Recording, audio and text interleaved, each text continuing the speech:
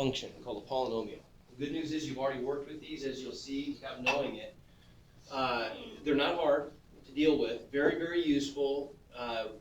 One of the things we do with polynomials is when we want to create mathematical models, so if we're given some kind of a real world relationship and we want to take some data about whatever, I mean, it could be any number of different things. But when you're measuring some kind of real world data, you've got some dependent variable and some independent variable. A lot of times, a convenient way to fit that data to a mathematical model is by fitting it to a polynomial, usually with regression. We've done two kinds of polynomial regression. We've done linear regression, and we've done quadratic regression. And we're going to continue later on to do some other types of regression, like cubic and quartic and things like that. But even beyond that, you can do some pretty amazing stuff. Now, I don't want to go into too much detail with this, but some of you are, for example, probably going to go into engineering, I hope, something like that. Well, if you wanted to create, let's say, well, okay, let's use music as an example. Okay, if you wanted to, how many people are involved in music? I just want to get a sense. Okay, so in music, if you use a digital signal processor, like a synthesizer or something, one of the really cool things you can do is you can build, you can play a certain note that's got a certain pitch, right? And for example, a C, the note C has a certain, like in the middle C on a piano, has a certain pitch to it. I don't remember exactly what that is, but it's got a certain pitch. You know that the piano's in tune when you play that next to a pitchfork that's tuned to, the pitchfork that's built to ring at a certain frequency, and you don't hear any beats. They're completely synced up. Okay, but wouldn't you agree that if you closed your eyes, if I played a piano or I played the same note on a guitar, you could probably tell the difference pretty easily, right? How come? What do you think? How come? Different frequencies? Well, the frequency, okay, kind of. But the pitch really means frequency in music. The pitch is the same of both of those instruments. Well, the wavelength is the same too. The pitch and wavelength go together. But there's something else going on. And hopefully at some point at the end of the year we'll have a chance to kind of maybe look at some of these. We'll get through all the material we got to cover and we can explore, like, maybe I'll bring in an oscilloscope and we can look at some of this stuff on you guys can bring in your instruments maybe, and we could compare what they look like on an oscilloscope when you actually look at the waves. What's going on is that the shape of the wave is different. If you look at a sound wave, and I don't want to go into too much detail with this because I want to make sure we get through what we need to get through, but real briefly, if you look at the sound wave, if this is the time axis and this is the frequency, okay, so if we wanted to look at what the profile looks like for a piano, for example. Well, there's going to be actually what I wanted to do was not that, I wanted to do frequency on this axis and amplitude on this axis. So for a piano, it might look something like this.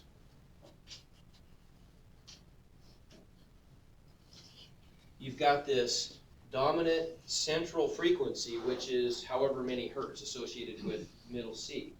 But then around that, you've got these other frequencies that aren't as strong, that the overtones and the undertones that contribute to that. And the shape of this peak determines the timbre of the instrument. So it's telling you piano, it looks a certain way. Piano would probably tend to be more pure. If you look at a guitar, compare that to a guitar probably is going to look more like this. It's going to have some octaves, and it's going to be a little bit more like that. But you're going to get a mountain that's going to have a different shape to the slopes, but once again, the peak is going to be at the same place. Okay, so what do you do with the synthesizer then to mimic these different instruments? Because on these synthesizers, you can do really cool stuff. You could pull up, like, let's say somebody has sampled I don't know, a violin or something, and you want to play a note that sounds like a violin. How does the synthesizer make that sound like a violin? Okay, it's got to somehow generate a waveform that looks like a violin. But how do you do that? Because it's not a violin. It doesn't have strings that vibrate in the synthesizer.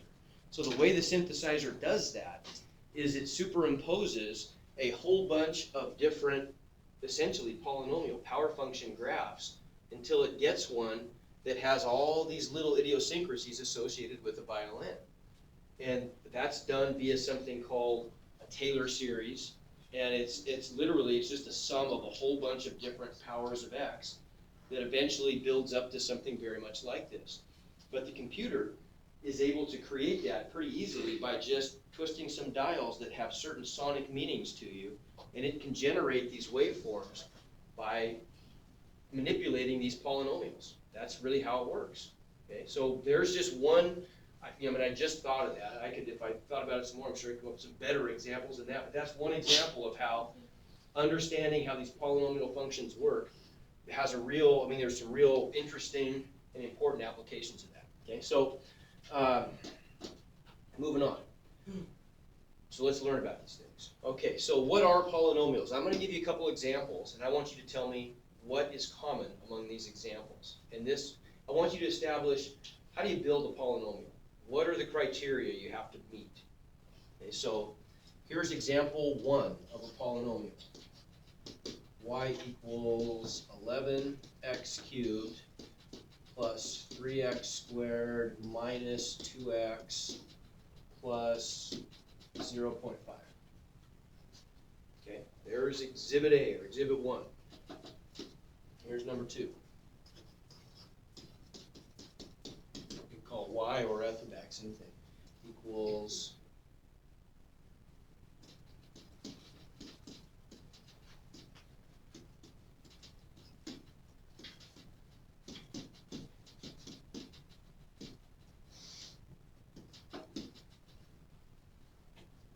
one more.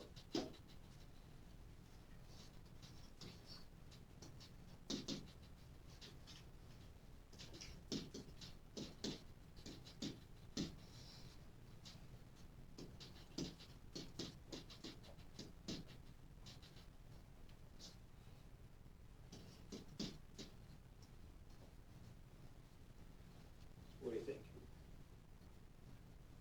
Describe how you build polynomials.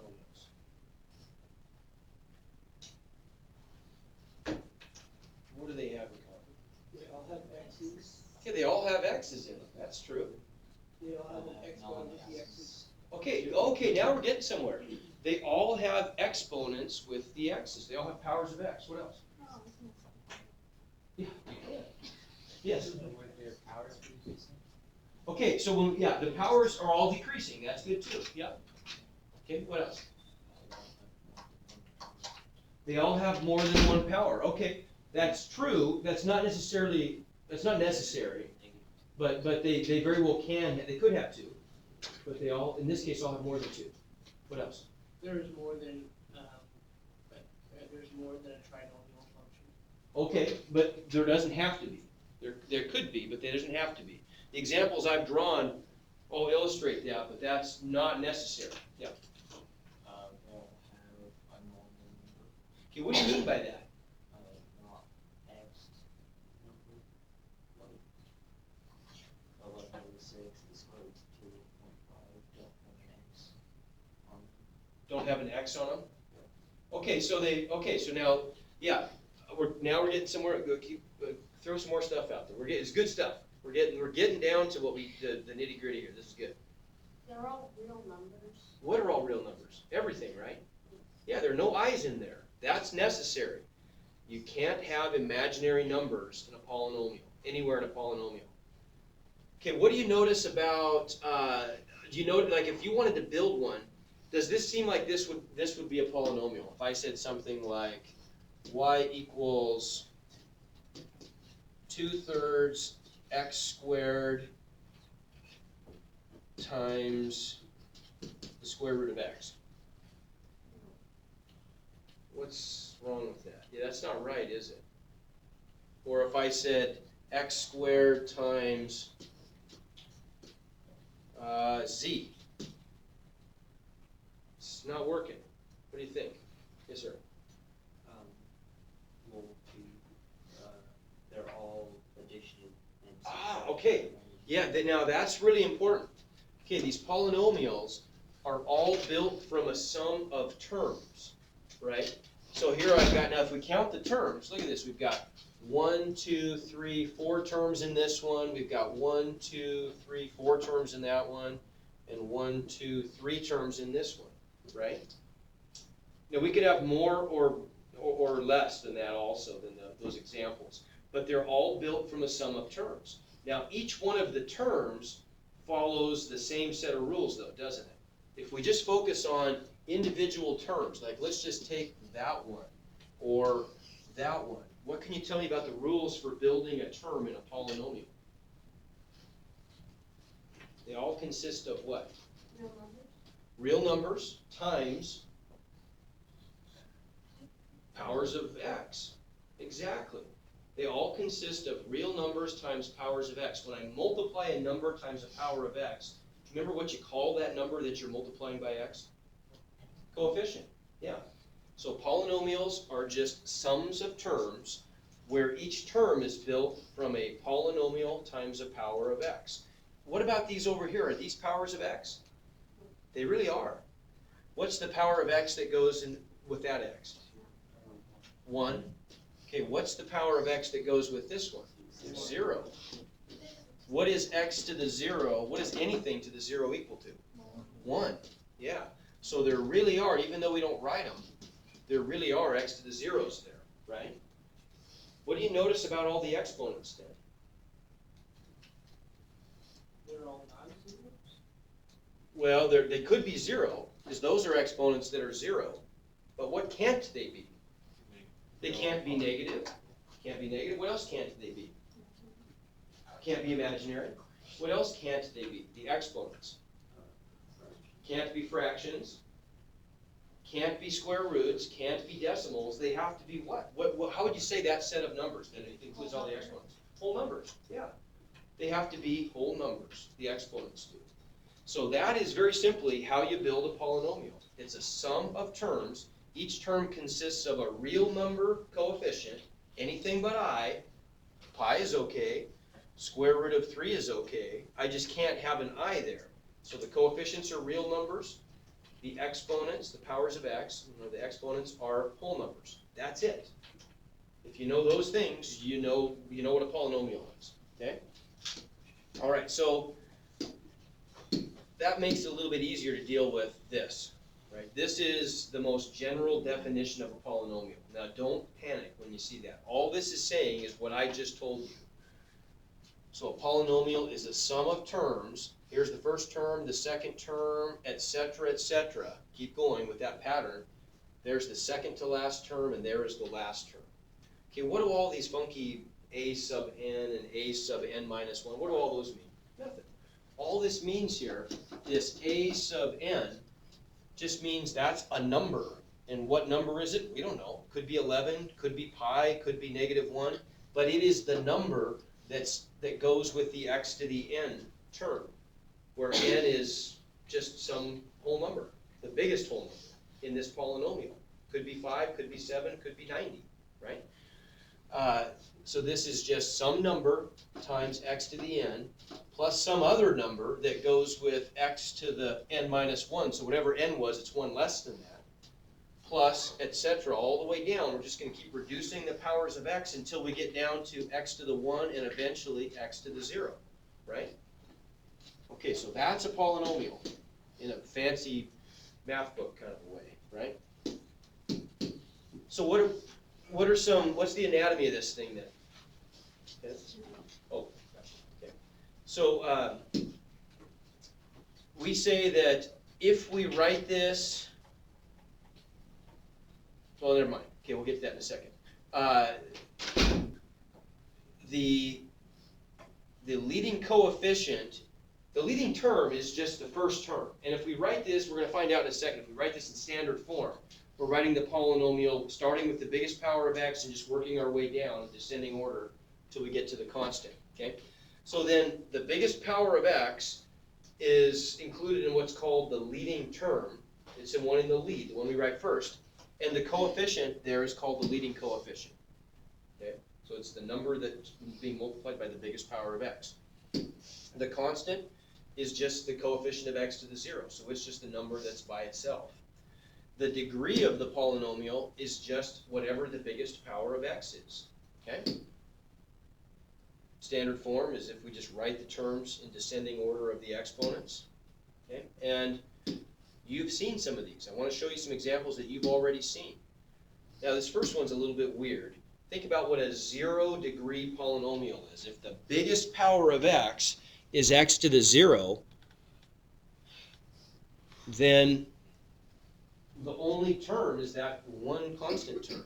That's kind of a strange one, right? So that would be a monomial that is a constant, and it's not even that important for us to always recognize that. But technically, it is a 0-degree polynomial. Now, what do you suppose a first-degree polynomial is? If the biggest power of x is x to the 1, then how many terms could it have?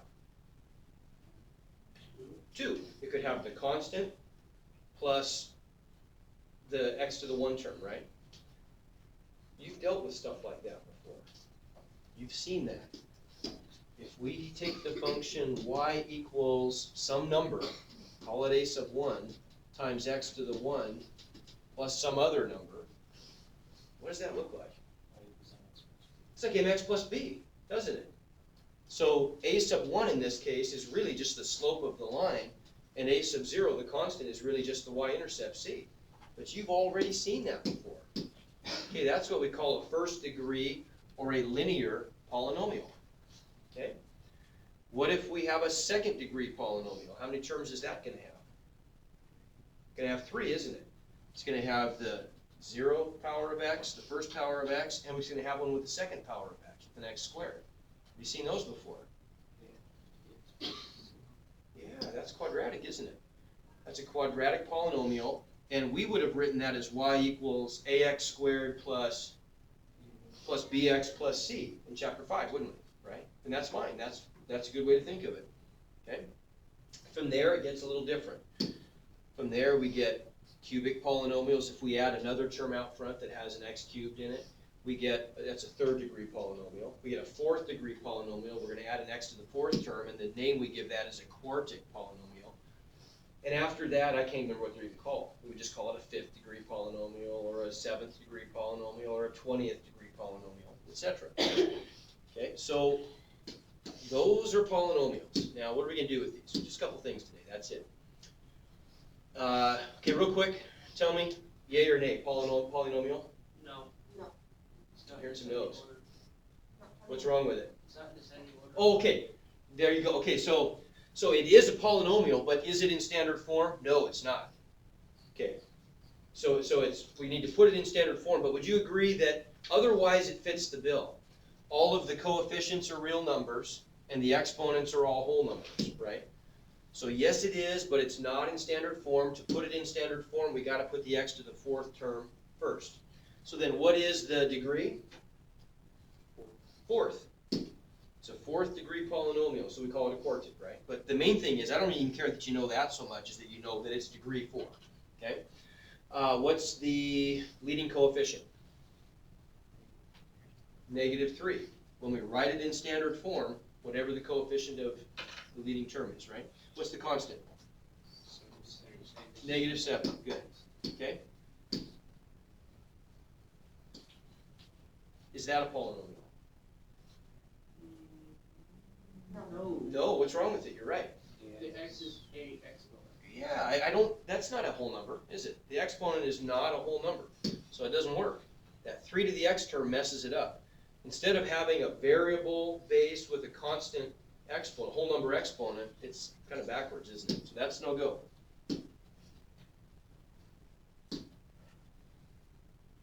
No. What's wrong? Negative exponent. Negative exponent, no go. Good. Okay.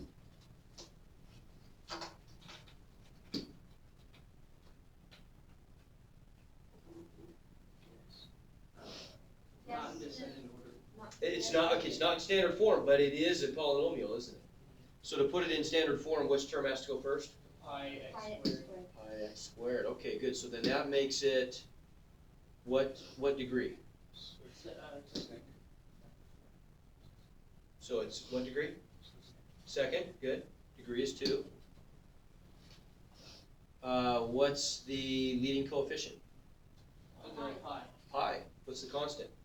Then square root of 2. Good, negative square root of 2. Good, okay, good. So we can skip through this stuff. That's what we just did, okay? Now, here's the next thing I want to show you. Okay, I want you to think, when you think in terms of stuff that you do in math classes and on math tests, a lot of the time you're doing one of three things. You're solving something. Solving's kind of hard.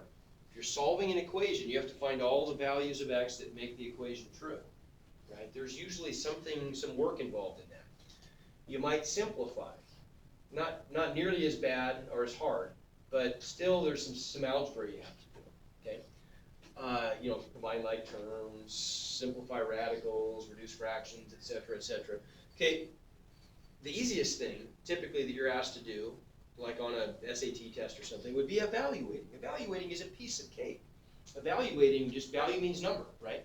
To evaluate a function, we're plugging in a value of x, in this case, and finding out what the function spits back for the y value, right? So if we want to evaluate this polynomial, 2x to the fourth minus 8x squared plus 5x minus 7, when x equals 3, what do? Put the 3 in for the x. Yeah, just plug the 3 in for the x's, and that's that, okay? Okay, the problem with polynomials, though, when you do that, is that you have to do lots of exponents, which can be big numbers. What if we had like an 8th degree polynomial, and we were going to evaluate that at x equals 9? Oh, yikes. I'm going to have to take 9 to the 8th power. That's a really, really big number, right?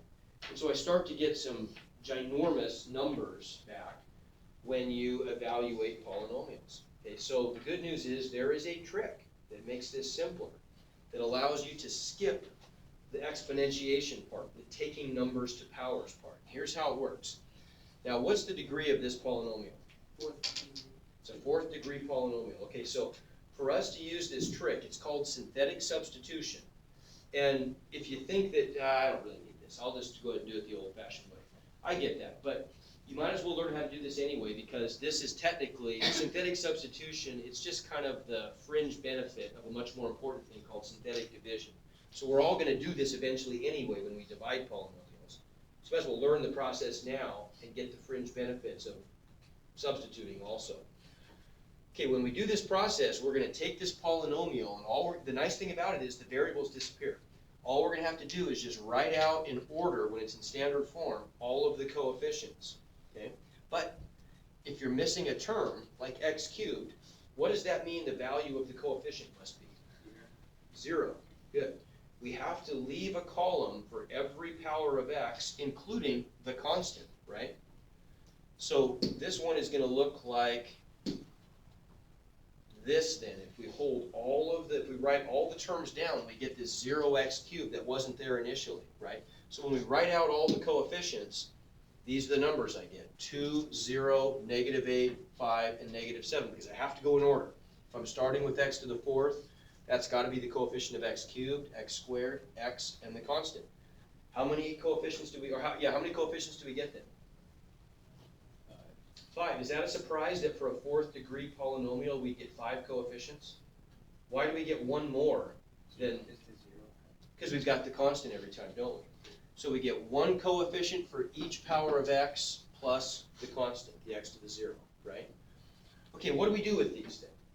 All you do is you drag down the coefficients and you write this synthetic bracket, which just looks like a big L. You leave room in the bracket for 2 rows of numbers, and this is the top row, okay? Then all you do from this point, and then here's something else you do. Underneath the last number, underneath the bracket, you make a box. Okay, and we'll get to that a little bit later in a second. Let's see what that's for. Whatever the number is that you're substituting for x, you put out front. So in this case, we're substituting a 3, right? Now here's the process. Watch how easy this is. All you do is you start things off by you just drop down a value of the first coefficient. So in this case, a 2. You drop that 2 straight down underneath the bracket to kind of start the ball rolling. Every time a number appears under the synthetic bracket, you always multiply that number by the value out front. So 2 times 3 is 6. And then you take the product and diagonally, you move it over diagonally and put it in the next column to the right. So the 6 goes there. And then we just add those 2 numbers vertically. 0 plus 6 is? 6. So what do I do when I get a number underneath? Multiply by 6 and 3. Multiply. 6 times 3 is 18. 18 goes there, right? So that's Negative 8 plus 18 is 10. Times 3. 3 is 30. 35. Plus 5, 35. Times 3, 105. 105. Good. 30 times 5 would be 90. 5 times, no, excuse me, 30 times 3 is 90. 5 times 3 is 15. 90 and 15 is 105. Good. Add them up. 98. 98. That's your answer. Okay? Now that's pretty slick. You don't have to do any exponents there, do you? All you have to do is just multiply and add. That's it, right? Multiplying and adding is a lot easier than exponentiating. Yes, ma'am? Where'd you get the 3? Where did I get the 3? Oh, because that was the number, if we go back to the last slide, that was the number right there. Okay? Okay, so, because once you get to that last spot right there, you're done. Okay? Then there's no more, if I multiply that by 3, there's nothing to add it to over here. Okay? Good question. Okay, so let's practice one of those. This guy. Okay, let's practice that one. So let's say we want to evaluate this at, how about, let's go negative 2. Whoops, that's not what I wanted this on, I meant this. Let's evaluate this at negative 2. So what we're doing is we're taking negative 3 times negative 2 to the 5th plus 2 times negative 2 to the 4th minus 3 times negative 2 plus 10. But let's do it synthetically instead.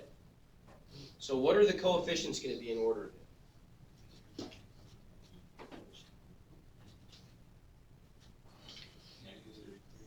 Negative 3, 2, no, 0, 0,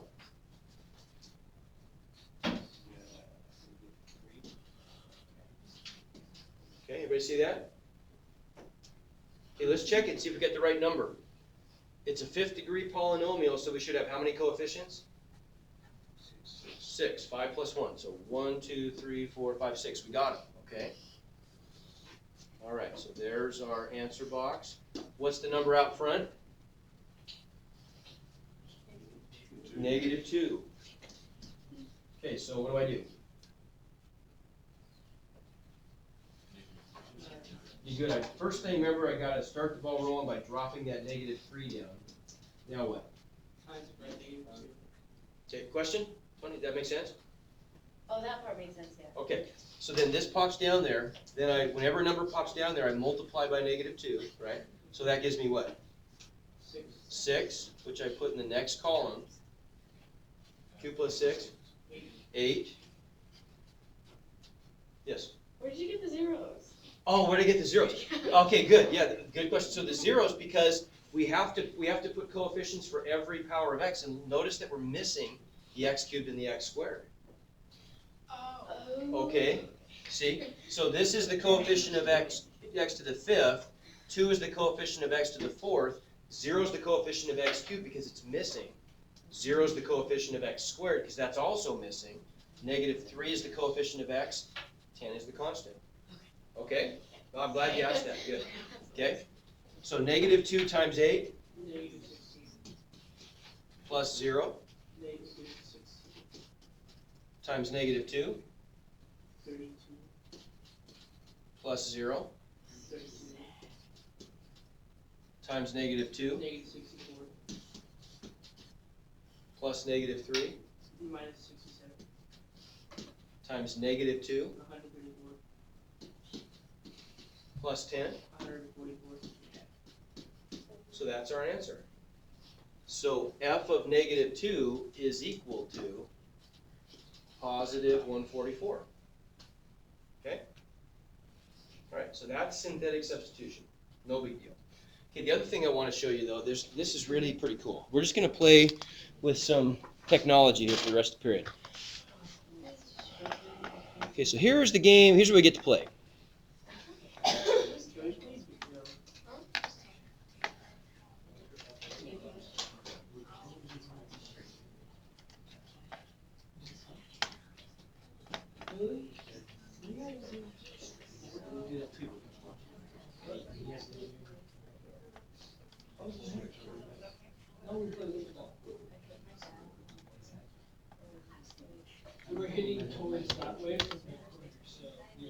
Okay, here's what I want to do. Look up here, please. Yes, ma'am.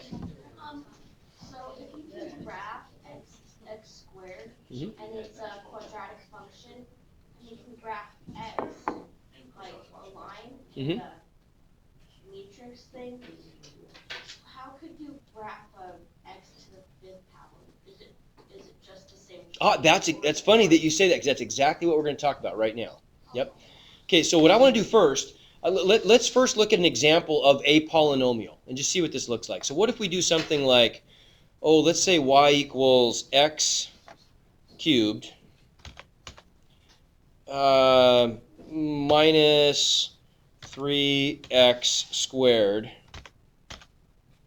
plus 2x minus 1. Okay, if I graph that, look what we get. Something kind of bizarre looking, a little bit. If I zoom out, it's got kind of a weird look to it. I mean, doesn't it? Let's zoom in. How about on the? Yeah, it kind of looks like a shoulder. There you go. So if we zoom in on the y-axis a little bit, we can see that it's kind of got some weird curves to it and whatnot. It looks strange though, right? Polynomials can look like that.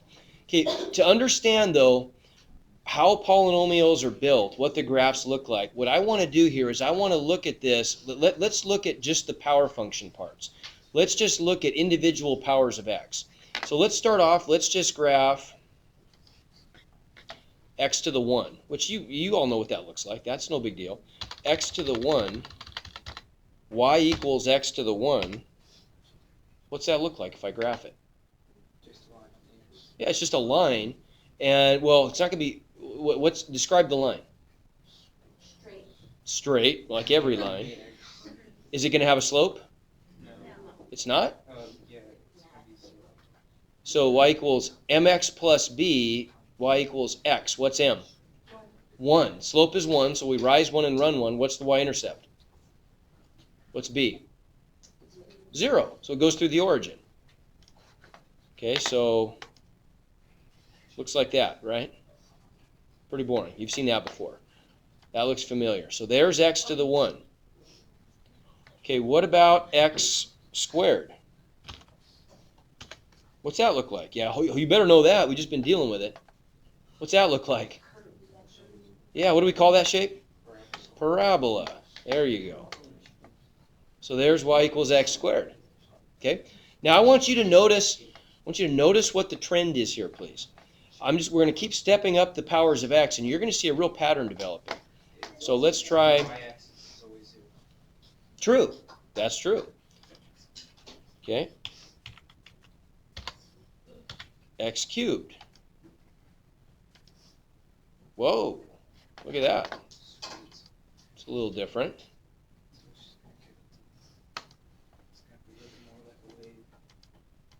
Kind of, yeah. Okay. It's got a little different behavior to it. Now, it almost looks like, what if I clipped this thing right here and folded that up? It would sort of look more like an x squared then, wouldn't it? Okay. All right. X to the 4th.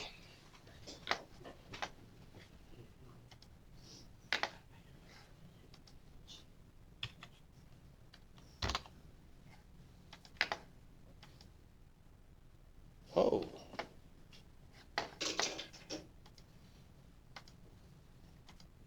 Oops.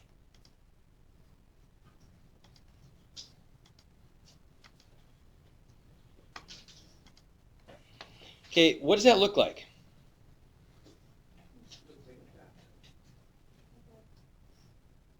What's that look like? Let's compare that to, what do you think? Describe, does that look familiar? Okay, it looks like a parabola, but it's wider and squarer, isn't it? Let's put them next to each other. Okay, I want you to notice the trend here. This is really interesting. So if we put in, also let's put in y equals x squared, and you can really see the trend. Okay, that's really a bad color, that green. I wish I could figure out how to change that color. I just don't know how to do it. That's a little darker at least. How's that? Okay. Notice that the green one is the regular. I'm sorry, no, the blue one's the regular parabola, right? Okay, the green one is the quartic function. Okay. So if we zoom in on the y-axis a little bit, we can see this better. Okay? So much squarer, isn't it? What do you suppose we're going to get for y to the fifth? Okay, let's try it. Let's try it. So we'll put in several all at once here. Let's zoom in on the y again a little bit. Okay. So there's my parabola. Blue is x squared, green is x to the fourth. While we're at it, let's add, how do I put a new one here? Add, there we go. Let's add an x cubed,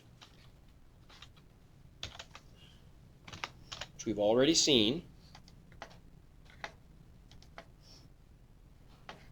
Okay, and it keeps, unfortunately, it keeps tweaking the scale a little bit, but before I go any further, let's put in an x to the fifth.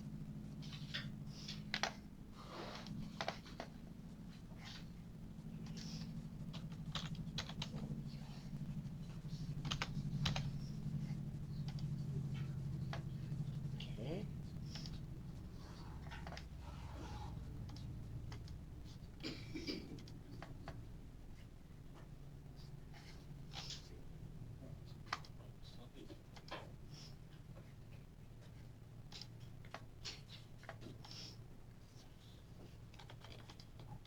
How come I can't make them all? Oh well. Anyway, so let me zoom out on the y again a little bit.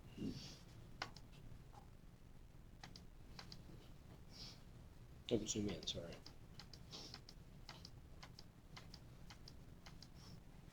So the pink one is the y cubed or the x cubed, and that black one down there is the x to the fifth. So what did the x to the fifth do compared to the x cubed? Okay, it was the Tony factor. It was the one where it got wider and squarer, right? Okay, same thing. So you can kind of see the trend. If you had to make a prediction then, what is x to the 12th going to look like? Which one is it going to look? Is it going to be like the blue and the green or the black and the pink? Blue and green, isn't it? Because it's an even power of x. Only it's even going to be more squared off, right? What if I did x to the 19th? Yeah, okay, good. It's going to be like these ones, isn't it? It's going to come down very square, come over and go down very square, right? Okay, but you get the idea. Okay, good. All right, so now let's investigate. This is really cool. I hope I have time to do this. I really do. I think I will, but I guess we'll see.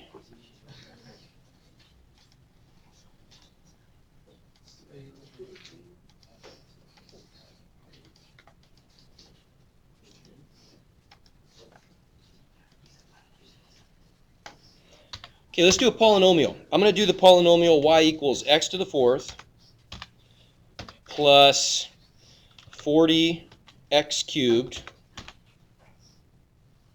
plus 100x squared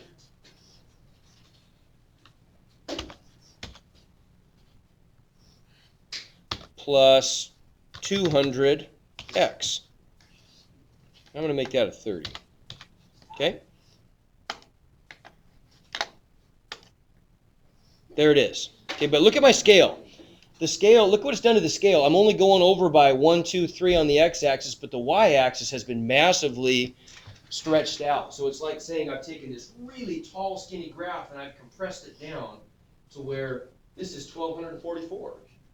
So that was literally up, if that's 1 and that's 2, 1244 would have been up, way up there in the sky. And I've just compressed this thing down so we can see what's going on for bigger values of y. If I don't do that, if I change the axes to be, well, let's go back to like -5 to 5. Watch what happens here. So let's go, x goes from -5 to +5. Y goes from -5 to +5. Whoa, look at that blue function right there. Whoops. Okay, it's, right? What does it look like? It's just almost straight up and down. So in my polynomial up here, y equals x to the 4th plus 30x cubed plus 100x squared plus 200x, which of those terms seems to be the most important there? That's contributing the most to the shape of that thing? 200x, doesn't it, right? Think what 200x would look like. 200x would look like a line through the origin with a slope of 200. So I go up 200 and over 1, right? So what if I do that? Let's make the scale go up to like 250. So we'll go from -250 to +250. And it looks a lot like that line, doesn't it? Pretty similar, right? Okay, but watch what happens here if I start to zoom out a little bit.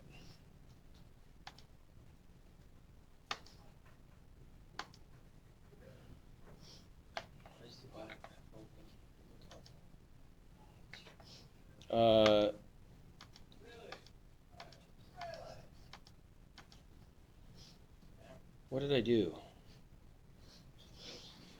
X, I guess that should be fine. Scoot over this way a little bit, maybe.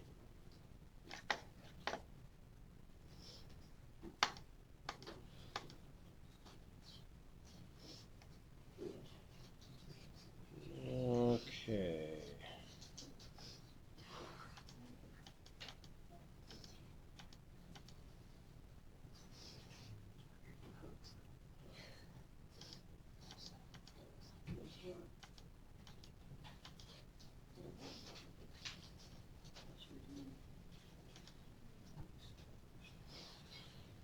Okay, I'm doing, here we go.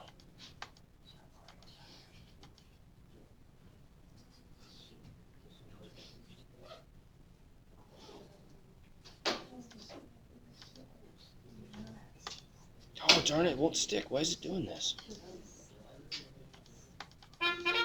Oh! Okay, we'll finish this up tomorrow, then we'll go to the lab. This little picture.